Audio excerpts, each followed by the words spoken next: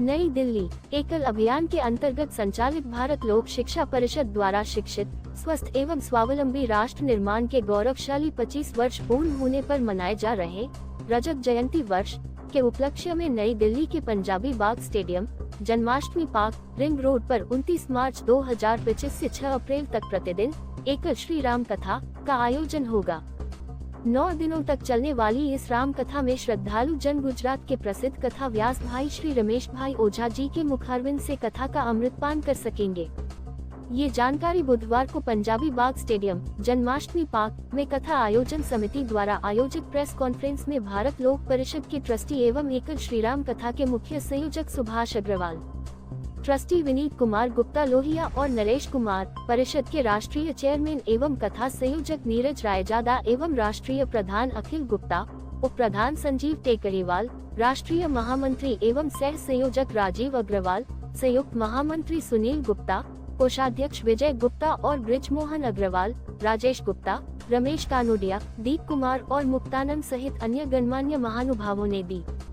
उन्होंने बताया कि रामकथा के दौरान 108 गांव के ब्राह्मणों द्वारा प्रतिदिन सहस्त्र चंडी महायाग में पूजा पाठ, हवन आदि वैदिक कार्यक्रम और प्रतिदिन सांस्कृतिक कार्यक्रमों का आयोजन होगा। इस आयोजन में देश भर से कई पूज्य संत, प्रतिष्ठित राजनीतिज्ञ एवं सामाजिक महानुभावों का आगमन भी होगा। इस अवसर पर भव्य एकल श्रीराम मंदिर की आलोकित झांकी और एकल प्रदर्शनी का आयोजन भी होगा। साथ ही लाइव एकल स्कूल, लाइव कंप्यूटर लैब और सभी आयामों की प्रदर्शनियां तथा कथा का हर एकल स्कूल में लाइव प्रसारण भी होगा। उन्होंने बताया कि एकल श्रीराम कथा का उद्देश्य सभी धर्मों के लोगों को राष्ट्र प्रेम, राष्ट्र धर्म और राष्ट्र निर्माण के लिए प्रेरित करना है। ये कथा देश और समाज के लिए एक मील का पत्थर साबित होगी। राम कथा के माध्यम से प्रतिदिन 5000 से अधिक श्रोतागण प्रत्यक्ष रूप से एवं लाखों ग्रामवासी एवं नगरवासी विभिन्न चैनलों के माध्यम से एकल श्रीराम कथा का अमृतपान करवा प्रभु श्रीराम के आदर्श जीवन को आत्मसात करेंगे। आयोजन समिति के प्रतिनिधियों ने राम कथा में आयोजित होने वाले अन्य आकर्षक कार्यक्रमों के बारे में बताया कि इस आध्यात्मिक आयोजन में 29 अप्रैल को ग्राम एवं नगर संगठन की 500 सौभाग्यशाली महिलाओं द्वारा कलश शोभा यात्रा निकाली जाएंगी। साथ ही गांव के बच्चे प्रभु श्रीराम का बाल रूप धारण करके एक विचार नगर जगाने आएंगे। उल्लेखनीय है कि एकल अभियान को मजबूत करने के लिए एकल भारत लोक शिक्षा परिषद लगातार सकारात्मक दिशा में आगे बढ़ रहा है। ग्रामीण एवं वनवासी बच्चों की शिक्षा के लिए समर्पित भाव से कार्य करने वाले समाज के दानवीर, प्रबुद्ध महानुभाव एवं शिक्षा प्रेमियों के सहयोग से आज देश के अधिकांश भागों में एकल विद्यालय संचालित हो रहे हैं। एकल अभियान देश में अग्रणी सामाजिक संगठन के रूप में करोड़ों गरीब ग्रामवासियों के शैक्षणिक एवं सामाजिक सशक्तिकरण हेतु समर्पित है। यह अभियान एक गांव, एक शिक्षक, एक विद्यालय के सिद्धांत पर संचालित हो रहा है। 1988 में झारखंड में 60 विद्यालयों से शुरू हुआ एकल अभियान आज लगभग 1 लाख से अधिक विद्यालयों तक पहुंच चुका है, जिसके माध्यम से लगभग 30 लाख बच्चे शिक्षा से प्रकाशित हो रहे हैं। वर्तमान समय में एकल अभियान लगभग 1 लाख विद्यालयों का संचालन कर रहा है, जिसे देश के लगभग 6,05,000 गांवों तक पहुंचाने का लक्ष्य है। एकल अभियान को सरकार द्वारा कोई सहायता प्राप्त नहीं होती है, ये समाज के लोगों के सहयोग से पूरी तरह संचालित होता है।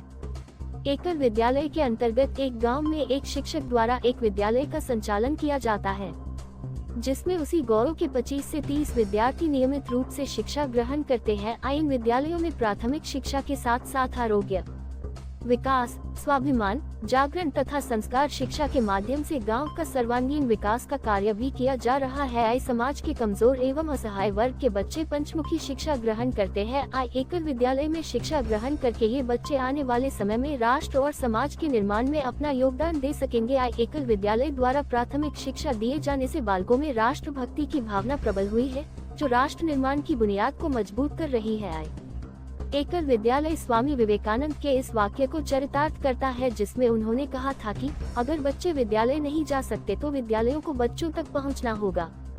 इसी आदर्श वाक्य पर एकल अभियान आज संपूर्ण भारत में कार्यरत है और समाज के जागरूक लोगों के द्वारा एकल विद्यालय निरंतर तीव्र गति से अपने लक्ष्य की दिशा में आगे बढ़ रहा है। भारत के दूर दराज के इलाकों में जनजातीय और ग्रामीण बच्चों को शिक्षा प्रदान करने, ग्रामीण सशक्तिकरण, लैंगिक और सामाजिक समानता स्थापित करने के लिए एकल अभियान ट्रस्ट को वर्ष 2017 के लिए भारत सरकार द्वारा प्रधानमंत्री नरेंद्र मोदी की उपस्थिति में तत्कालीन राष्ट्रपति रामनाथ कोविंद के हाथों प्रतिष्ठित गांधी शांति पुरस्कार भी प्रदान किया गया है। जी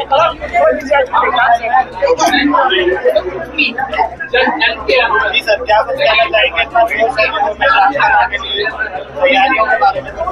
एकल की राम कथा राम भगवान जो है अयोध्या में तब तक श्री राम थे। जब वो वन में गए तो मर्यादा पुरुषोत्तम राम हो गए। एकल भी यही है।